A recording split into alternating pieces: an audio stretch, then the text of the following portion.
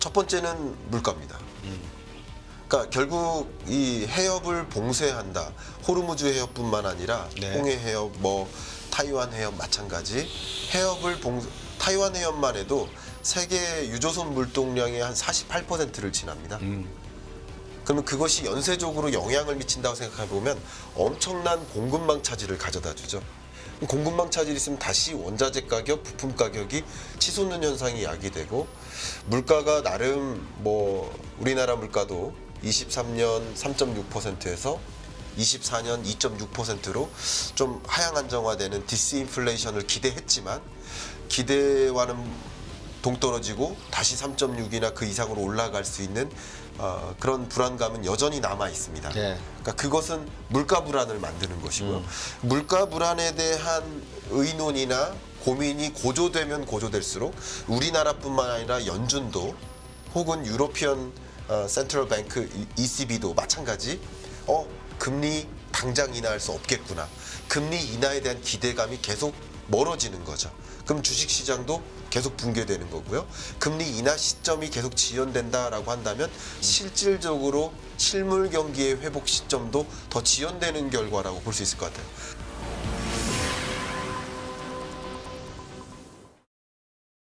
냄비에 물이 지금 끓고 있는지를 모르는 깨구리의 비유를 자주들 하시는데, 네. 지금 이제 냄비 밖에 지금 냄비 안에 있는 물은 서서히 끓어오른다고 가정을 치고, 네.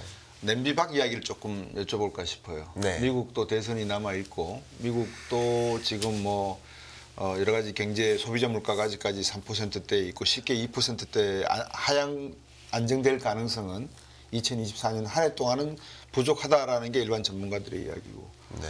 이스라엘 하마스 전쟁이 계속되고 있고, 러시아 우크라이나 전쟁이 언제 또 될지도 모르고, 요즘은 또 홍해 지역을 놓고 에너지 가격에 원자재 가격의 어떤 불확실성의 또 이야기가 나오고 있고, 어떻습니까? 냄비 밖에 있는 세상을 우리 김광석 교수가 보시기에 어떤 상황인지 한번 요약해 주시죠. 너무 불안하게만 우리 경제에 좀 작용하는 모습이다 생각되고요. 세계 경제 포럼에서 나왔던 첫 번째 보고서, 그러니까 엊그저께 나왔던 그 보고서에서 24년 세계 경제가 상당히 불확실하다라고 표현을 했고, 그 보고서를 쭉 읽어보니까 그 불확실하다라고 평가하는 그 근거를 단어 하나로 표현을 해본다면 지경학적 분절화라고 표현을 했어요. 지경학적. 네. 그러니까 지경학적, 지리, 정치, 경제적 세계가 쪼개지고 있다, 분절화되고 있다, 프래그멘테이션이라고 네. 표현을 했습니다. 그러니까 이게 결국 지금 지정학적인 그런 불안감 혹은 공포감 이런 게 계속 해결된 거는 하나도 없이 여러 가지 전쟁들이 계속 이어지고 동시에 공포감이 더 치닫게 되는, 그리고 홍해도 말씀하셨지만 5월쯤 되면 타이완 해협 봉쇄 조치가 또 들어가지 않을까 하는 우려, 이런 일종의 공포감, 불안감 이런 것들이 계속 존재하는 국면입니다. 근데 이런 것들이 결국 우리 경제에는 어떤 영향을 줄까? 첫 번째인데요. 첫 번째는 물가입니다. 그러니까 결국 이 해협을 봉쇄한다. 호르무즈 해협뿐만 아니라 네. 홍해 해협, 타이완 해협 마찬가지. 타이완 해협만 해도 세계 유조선 물동량의 한 48%를 지납니다. 그러면 그것이 연쇄적으로 영향을 미친다고 생각해 보면 엄청난 공급망 차질을 가져다 주죠. 공급망 차질이 있으면 다시 원자재 가격, 부품 가격이 치솟는 현상이 야기되고, 물가가 나름 우리나라 물가도 23년 3.6%에서 24년 2.6%로 좀 하향 안정화되는 디스인플레이션을 기대했지만 기대와는 동떨어지고 다시 3.6이나 그 이상으로 올라갈 수 있는 그런 불안감은 여전히 남아 있습니다. 네. 그러니까 그것은 물가 불안을 만드는 것이고요. 물가 불안에 대한 의논이나 고민이 고조되면 고조될수록 우리나라뿐만 아니라 연준도 혹은 유로피언 센트럴 뱅크 ECB도 마찬가지 금리 당장 인하할 수 없겠구나. 금리 인하에 대한 기대감이 계속 멀어지는 거죠. 그럼 주식시장도 계속 붕괴되는 거고요. 금리 인하 시점이 계속 지연된다라고 한다면 실질적으로 실물 경기의 회복 시점도 더 지연되는 결과라고 볼 수 있을 것 같아요. 결국 이런 이 글로벌한 어떤 지정학적 리스크가 이 물가 불안을 이야기하고 또 금리 불안을 이야기하고 이게 실물 경제에 더 계속 하방 압력을 주는 그런 요인으로 한 가지 생각할 수 있겠고요. 네. 두 번째는 공급망, 세 번째는 뭐 수출입니다만 지정학적으로 이제 세계가 분절화되는 과정에서는 보호무역 조치가 더 극단적으로 치닫게 갈 수밖에 없습니다. 네. 그러면 우리나라는 워낙 수출 의존도가 높고 이런 특히 미 중간의 패권 전쟁이 격화되거나 미국 우방국, 중국 우방국 간의 패권 전쟁이 더 확산되는 과정으로 간다면 결국 우리의 수출 대상국의 반쪽을 잃게 되는 모습인 거죠. 그런 관점에서 이 극단적인 보호무역 조치가 계속 늘어나는 과정으로 가게 되는 그런 양상을 생각한다면 수출이라는 관점에서도 또 불확실해지는 거고 또 한쪽 측면은 공급이죠. 우리나라가 워낙 자원도 없고 뭐 부품이나 원자재나 소재를 다 해외로부터 조달받기 때문에 이런 것들도 원활하게 조달받지 않거나 원활하게 조달받지 못할 때 대체재를 다른 그 밖에 국가로 의존하는 과정에서 또 가격 인상이 야기되겠죠. 예를 들어 요소도 중국에 의존하는 이유는 싸서죠. 다른 나라에 의존할 수 있지만 더 비싼 가격으로 요소를 사와야 되는 과정이지 않겠습니까? 그런 것처럼 결국 공급망 문제까지도 같이 이런 세 가지 불안의 요소가 24년 내내 존재하는 그런 뭐 냄비박 사정이지 않을까 저는 생각을 하고 있습니다. 그 요즘 많은 분들이 미국 금리가 언제쯤 인하될 것이고 네. 어느 정도 인하될 것인가에 대한 궁금증이 많으세요. 네. 김 교수께서는 어떻게 보세요? 저는 상반기 중에는 네. 어렵다라고 네. 보고 있습니다. 그리고 기준금리가 지금 인하한 적은 없잖아요. 미국 기준금리 인하한 적은 없습니다. 기준금리 인하에 대한 기대감이 무성했었던 거죠. 11, 12월 동안. 그리고 24년 1월부터 1, 2월 정도에는 3월에 기준금리 인하할 거야라는 그 기대감이 둔화되면서 사라지면서 주식시장에 조정이 있을 수밖에 없는 구간이다라고 저는 판단을 하고 있고요. 네. 역시 그럼 기준금리 인하 언제 할 겁니까라는 질문은 저는 정확히 바꿔 말하면 미국의 물가는 언제 안정화될까요? 미국 근원 PCE 물가 상승률이 언제 2%대 중반 이하를 볼까요? 라는 질문하고 똑같다고 생각합니다. 네. 근데 그런 관점에서 상반기 중에는 지금 미국 근원 PCE 물가 상승률이 3.9%거든요. 근데 3월 안에 2% 근원 PCE 물가를 볼까? 저는 그렇게 생각하지 않거든요. 네. 그래서 근원 PCE 물가 상승률이 2% 중반 정도는 봐야 연준 위원들이 컨빅션 강한 확신을 가지고 물가 이 정도면 잡혔어. 이제 금리 인하해도 돼 하는 판단을 할 수 있지 않을까 하고 저는 판단을 하고 있습니다. 책도 쓰셨고 이 2024년 경제를 한마디로 요약을 해달라 그러면 아마 우리 김광석 교수는 스태그플레이션이다라고 말씀하실 것 같아요. 네, 그렇습니다. 방금 말씀한 대로 소비자 물가가 아직까지 3%대 머물고 있고 성장은 뭐 IMF나 월드뱅크나 유엔이나 뭐 OECD 모두가 다 네. 3% 밑에 2.4 정도 다 네. 예측하고 있는 상황이다 보니까 스태그플레이션인데 예. 이거를 해결하는 방법은 결국은 물가 안정밖에 없겠네요, 그죠? 네, 저는 그래서 뭐 작년에도 계속 일관되게 드렸던 말씀이 물가 잡아야 될 땐 물가 잡자. 그러니까 어떻게 잡으면 되죠? 숙제를 해야 된다는 거예요, 숙제. 네, 어떻게 물가 잡으면 될까요? 금리도 충분히 제약적이지 못했다라고 저는 생각을 하고요. 그 물가 안정세의 흐름을 보면 글로벌리 봤을 때 네. 우리나라가 덜 높은 물가에서 시작돼서 정점 기준으로는 6.3%입니다. 22년 7월 6.3%에서 시작해서 지금 3% 중반까지 왔는데 다른 나라들은 더 높은 물가에서 시작해서 미국은 9.1에서 시작해서 그거보다 더 낮은 물가까지 도래됐죠. 그만큼 고금리를 도입해서 물가를 잡기 위한 제약적인 통화 정책을 도입했다라고 보는데 상대적으로 그 제약적인 통화 정책을 도입하지 못했다라고 보고 있고요. 그리고 24년 연내에 하나는 통화 정책이고요. 그다음 재정 정책인데 재정 정책 관점에서도 뭐 선거를 앞에 두고 뭐 포퓰리즘적으로 유동성을 적극적으로 공급하거나 이런 대책보다는 일단 물가 잡을 때는 물가부터 잡아야 된다라는 그런 재정 정책의 원칙을 좀 세우고 통화 정책도 마찬가지 네.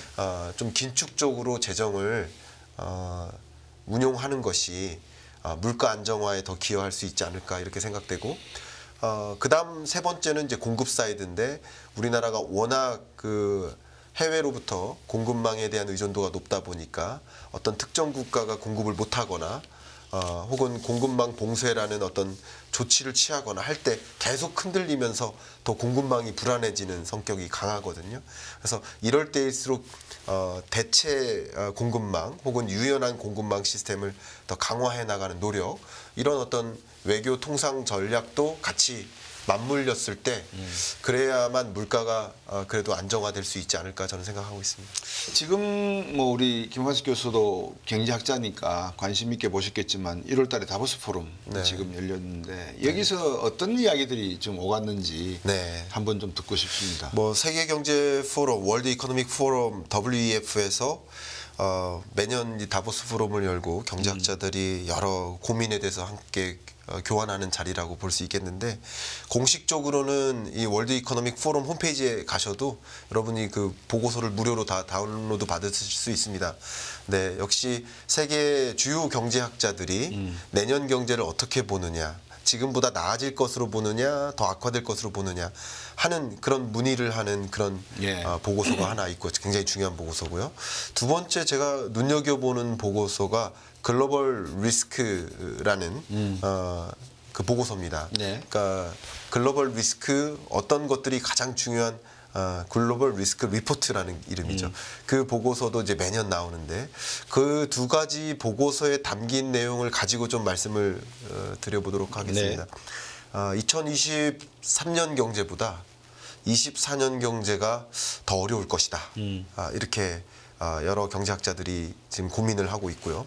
그 어려울 것이다라고 보는 이유 중에 하나가 바로 지정학적인 위험, 공포감 이거라고 볼 수 있고 이 공포감이 계속 잔존하기 때문에 기업들이 신규 투자를 단행할 수가 없습니다. 네.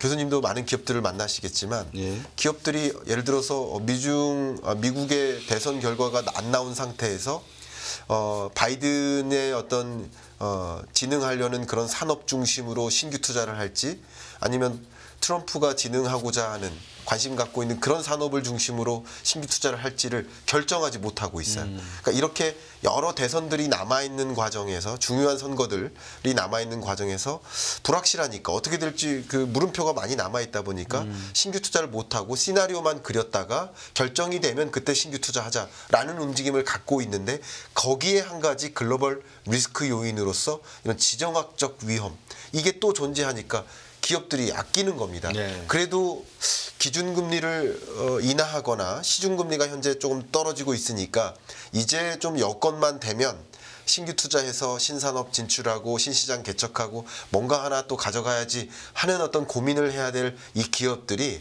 이런 글로벌 리스크 요인들 지금 말씀드린 지정학적 그런 위험, 공포감 이게 계속 경제를 억누르고 있는 모습이다라고 볼 수 있겠습니다. 그래서 제가 꼭 이 다보스 포럼에서 나온 메시지를 가지고 좀 함의를 좀 찾자면 결국 지정학적 리스크가 어떤 식으로 전개될 것인지를 시나리오를 우린 가늠할 필요가 있겠다.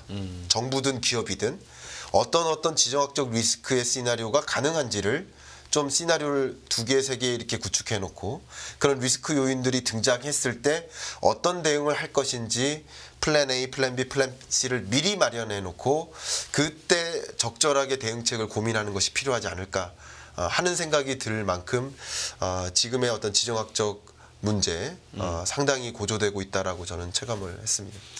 이 방금 지적해 주셨지만 이 설문을 했더라고요. 다보스 포럼에서 경제 전문가들에게 설문을 하니까 미국 경제 어떨 것 같대. 그런데 연초만 하더라도 그러니까 작년 말만 하더라도 한 77%가 뭐 괜찮지 않겠어. 어느 정도 둔화는 하겠지만 네. 77%가 그렇게 대답을 했다가 이번에 설문을 하니까 58%로 떨어졌어요. 그렇습니다. 중국 경제 어떻대? 이러니까 66%가 부정적으로 지금 보고 있고 유럽 경제는 거의 77%가 지금 부정적으로 보고 있는 설문 답이 나왔더라고요. 네. 그거를 참고를 하면 결국 한국 경제도 예. 결국 작년에 수출 구조가 미국의 현대기아차가 선전을 해서 네. 70조가 넘는 그런 이익을 보는 바람에 한국 경제가 그래도 방어를 잘했는데 이제 올해 말부터는 작년 말부터는 많은 분들이 이제 반도체 경기가 다시 살아날 것이다라는 말씀들 주시고 계시잖아요. 네. 이게 수출에 연관돼서 중국 경제가 만약에 둔화되는 게 전체 응답자의 66%가 나오고 미국 경제가 안 좋을 거야라고 대답한 분들이 76%뭐 거의 60% 넘는 숫자가 나오고 네. 유럽 경제도 안 좋다는 분들이 77%가 나온다면 한국이 내년도에 그러니까 올해에 의존할 수밖에 없는 산업은 반도체밖에 없을 것 같다라고 네. 하는 소위 말해서 밧줄 붙잡고 절벽 끝에서 바짝 매달려 있는 그런 모습이 연상이 되기도 해요. 네. 과연 한국 경제가 2024년 한 해에 반도체 수출만으로 버텨나갈 수 있는 경제로 가야 되는 건가? 네. 우리가 처음 말씀을 나눴던 잠재 성장률 이 부분과 해서 다른 거 뭐 없나? 네. 배터리 이야기 하시는데 배터리 산업 부분에 있어서도 FEOC 같은 이야기도 나오고 하기 때문에 불안하고 그러면 미래 산업을 들여다봐야 되는데 이거는 미국 외에는 지금 뭐 로봇 기술이라든지 드론 기술이라든지 무인 자동차, 네. GPS, 인공위성, 우주항공 기술을 선도해 나가는 국가 경제가 없다 보니까 대한민국도 어떻게 해야 될지에 대한 미래에 대한 고민들이 있어야 되지 않는가 하는 생각이거든요. 네. 우리 김 교수께서 보시기에 지금까지 말씀은 뭐 충분히 이해가 되는데 미래 산업 구조 개편을 한다면 네.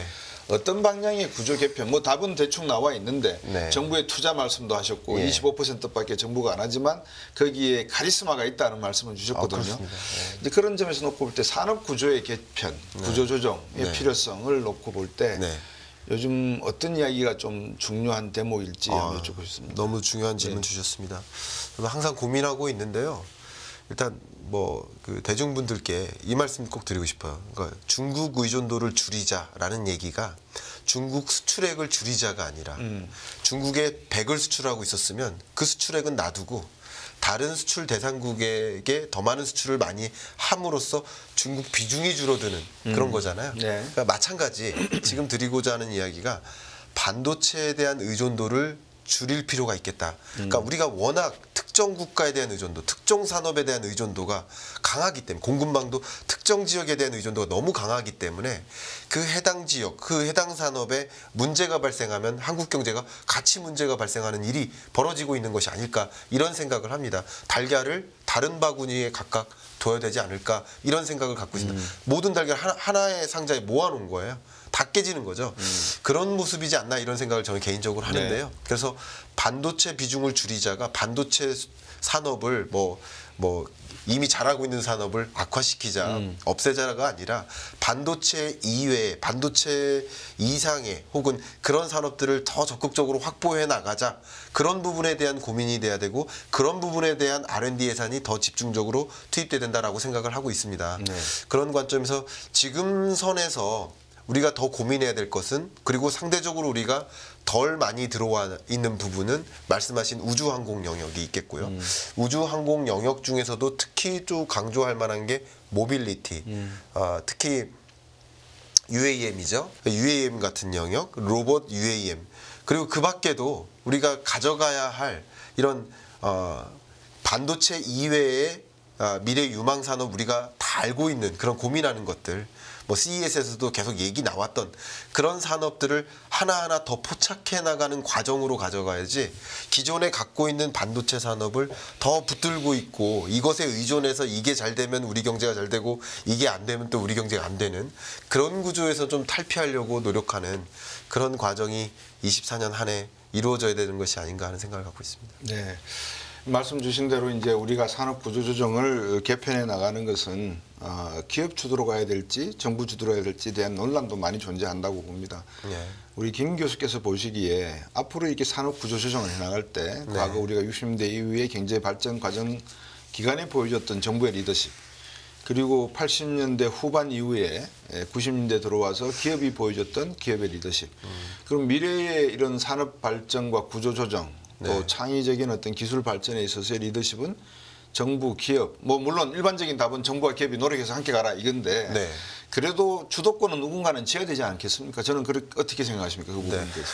저도 뭐 직간접적으로 우리 정부 구성원이나 공무원들을 많이 봐왔지만 뭐 솔직히 의견을 드린다면 정부에 맡기기는 좀 어렵습니다. 저 그렇게 생각합니다. 제발 좀 제가 이런 표현 자주 합니다. 제발 좀 CES 좀 가세요. 네. 제발 좀 CES 좀 가서 보고 오세요. 저 이런 얘기 많이 합니다.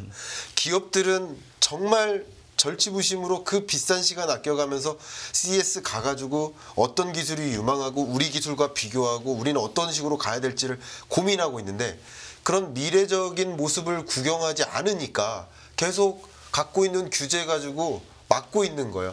우리 산업이 기업들이 한 발 더 도약하려고 하고 있는데 그 발을 자꾸 잡고 있는 거예요. 그러니까 제발 좀 보시라고.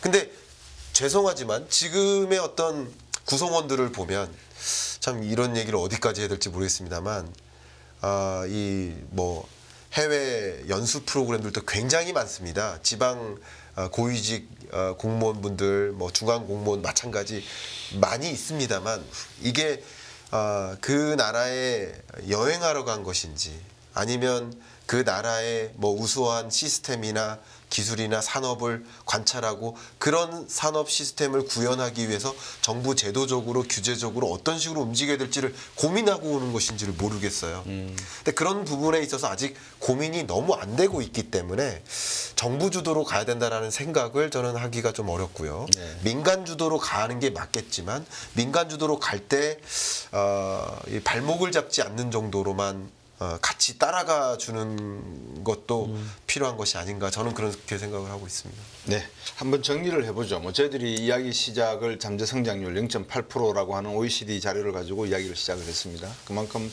대한민국의 미래에 대한 어떤 불확실성 또 지연 내관들이 아직은 곳곳에 숨어 있다. 그래서 제가 끓는 냄비라고 표현을 해드렸지만 네. 냄비 속에 있는 개구리가 물이 끓어가는 줄 모르고 지금 뭐 나름대로 발버둥을 치고 따뜻하다는 느낌을 가질지 모르지만 주변 환경, 이 냄비 밖의 환경 역시 우리에게 녹록지 않은 그런 상황이다. 네. 이런 상황 속에서 우리가 잠재 성장률로 어느 정도 복귀를 시키고 만회를 네. 하고 그런 과정에서 제일 중요한 게 산업 구조 조정의 어떤 필요성을 지적을 해주셨어요. 네. 이제 거기에 좀 최근 이슈와 연관해서 디테일하게 가계부채 문제와 부동산 PF 대출 말씀을 여쭤봤는데 결국은 우리 대한민국이라고 하는 주식회사가 네. 현재 생존을 하기 위해서는 네. 어떤 창의적인 기술과 예. 지식을 개발해야 되는 것이 맞는 것 같고 그러기 위해서는 말과 행동이 일치되는 부분이 있어야지만 그 신뢰되는 지도력을 바탕으로 국가가 한번 성장할 수 있지 않나 싶거든요. 네. 이 김광석 교수가 주신 말씀을 제가 지금 들으면서 요약해 본 내용입니다. 네. 근데 이제 마지막으로 우리 김 교수님한테 여쭤보고 싶은 거는 시청자 여러분들에게 네. 지금 OECD가 0.8이라고 하는 이 잠재 성장률에 너무 집중하지 마시고 네. 앞으로 한국 경제가 어떤 방향으로 가야 되는 것인지 그리고 가운데에서 2024년을 어떻게 봐야 되는 것인지 네. 그래서 그 내용을 한번 요약 정리해 주시면 네. 어떨까 싶습니다. 뭐 제가 우리 교수님 앞에서 한자를 쓰긴 참 창피합니다만 제가 좋아하는 한자 성어가 하나 있는데 네. 임무 원료 필요근우 예. 다 아실 만한 유명한 표현이죠. 제가 굉장히 좋아합니다. 우리가 멀리 내다보지 못하면 멀리 있는 근심에 대해서 고민하지 않으면 반드시 가까운 데서 난이 온다라는 의미지 않습니까? 그러니까 2024년 우리가 당장 고민해야 될 일들이 상적해 있는 거 맞습니다. 물가 문제, 또 지정학적 문제, 부동산 PF 문제 맞습니다만 그 당장 닥친 현안도 같이 고민해서 어떻게 대응할지를 움직여야 되겠지만 동시에 우리 경제가 안고 있는 피할 수 없는 그 중장기적인 미래에 대한 고민도 같이 할 필요가 있지 않을까 하는 거. 인구 문제뿐만 아니라 구조 개선이라든가 혁명이라든가 교육 혁명, R&D 혁명 여러 가지 면에서 우리가 이런 기회에 오히려 구조적으로 어떻게 대응을 할지 먼 미래를 놓고 좀 고민하는 시간이 필요한 것이 아닐까 하는 생각을 하고 있습니다. 그래서 2024년을 고민하는 게 아니라 2100년을 좀 고민했으면 좋겠다 하는 것이 저의 의견입니다. 네. 시청자 여러분, 지금 1월달 들어서서 다보스 포럼이라든지 그리고 라스베가스에서는 CES에 대한 전시회도 열렸습니다. 여기서 나오는 공통되는 주제가 AI라고 하는 미래 산업입니다. 세계는 미래를 향해서 가고 있지 과거를 되돌아보고 있지는 않은 것 같습니다. 대한민국이 과거를 되돌아보는 것은 미래를 위함이지 과거를 잘했다 잘못했다라고 평가하기 위함은 아니라는 점 분명한 것 같습니다. 그래서 대한민국이 안고 있는 인구 문제, 기술 문제, 지식 문제, 그리고 앞으로 닥칠 기후 변화에 관한 문제 등등에 대해서 국가가 리더십을 발휘해서 기업과 가게를 끌고 가야 되는 그 책임이 있는 것 같습니다. 이러한 리더십은 정부가 어쨌든 투자에서 25%밖에 차지 안 한다고 우리 김 교수가 말씀하셨지만 R&D의 중요성 그리고 정부의 리더십의 중요성을 다시 한번 생각해 보는 그런 시간이 됐으면 하는 생각입니다. 곽수영의 경제 프리즘 오늘 여기서 마치겠습니다. 김 교수님 감사합니다. 제가 감사합니다.